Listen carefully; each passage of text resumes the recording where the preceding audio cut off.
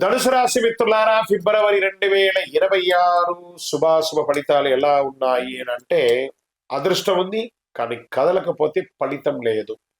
ఎందుకంటే అర్ధాష్టమ శని ఉంది. ఫస్ట్ గురు 7లో, శని 4లో, రాహు 3లో, కేతు 9లో. గురు ధనుసు రాశి అధిపతిగా విస్తరణ జ్ఞానంతో ఉన్నారు. అంటే దారి ఉంది, అవకాశం ఉంది, కానీ మొదటి అడుగు ఎలా వేయాలో తెలియదు.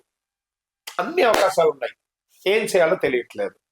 ఆ కన్ఫ్యూషన్ లో ఉన్నటువంటి ధనుసు రాశి మిత్రులారా, ఇంకొంచెం ఆగితే స్పష్టత వస్తుందేమో అనే ఒక నిరీక్షణ. అతి ఆలోచన అవకాశాలకి నష్టం వస్తుంది. సరైన ప్రయత్నం అదృష్టాన్ని మేలుకొల్పేలాగా చేస్తుంది. ఈ నెల అదృష్టం నిద్రలో ఉంది.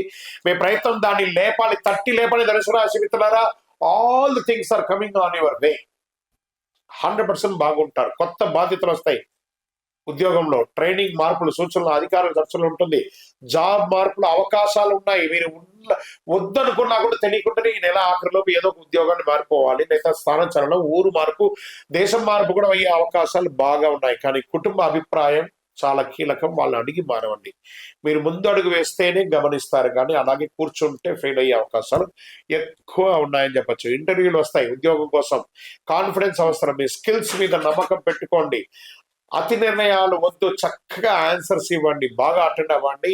ఎదుటి వాళ్ళ కళ్ళల్లో చూసి సమాధానం చెప్పండి, తప్పకుండా ఉంటుంది. భాగస్వామ్య లాభం బాగుంటుంది. వ్యాపారస్తులకి పార్ట్నర్షిప్ ద్వారా ఫ్రాంచైజ్ మోడల్ పెరుగుతుంది. డెట్స్ అన్ని కూడా క్లియర్ అవుతుంది.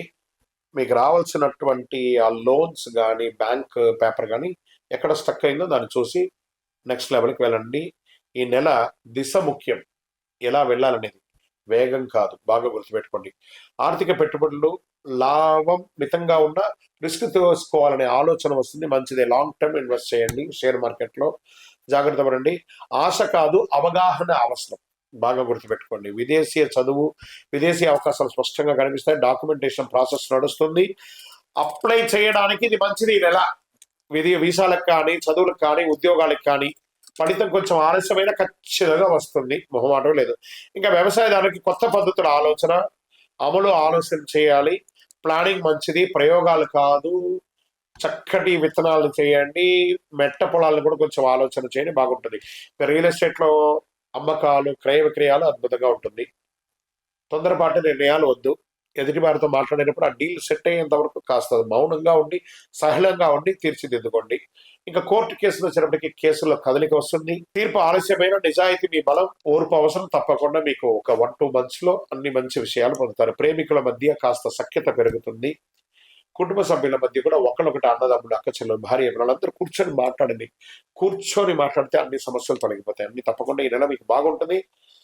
మాటల కన్నా దిశ ముఖ్యం అనే దాన్ని పక్కన పెట్టేసి మాట్లాడని కుటుంబ సభ్యుల మధ్య ఎవరి మనసులో ఏదో ఒక్కసారి అందరూ కూర్చొని మాట్లాడితే అన్ని సెట్ అయిపోతుంది.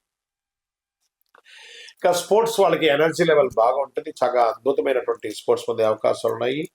ఇంకా తొడలు, నడుము పట్ల జాగ్రత్తగా ఉండి, ఆరోగ్యం పట్ల స్ట్రెచ్చింగ్ అవసరం. ప్రయాణాల్లో జాగ్రత్త. మీ యొక్క వాల్యుబుల్ ఐటమ్స్ ఏది మిస్ అవ్వకుండా ఉంటుంది. ఇంకా అదృష్ట రంగు అని చెప్పుకుంటే పసుపు మరియు నారింజ. అదృష్ట సంఖ్య 3 మరియు 9.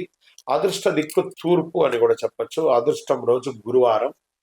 అదృష్ట సమయం ఉదయం 8 గంటల నుండి 10 గంటల వరకు. ఈ ముఖ్యమైనటువంటి నిర్ణయాలు ఈ సమయంలో చేసుకుంటే చాలా మంచిదని కూడా చెప్పచ్చు. గురువారం పసుపు డ్రెస్ వేసుకోవడానికి ప్రయత్నం చేయండి.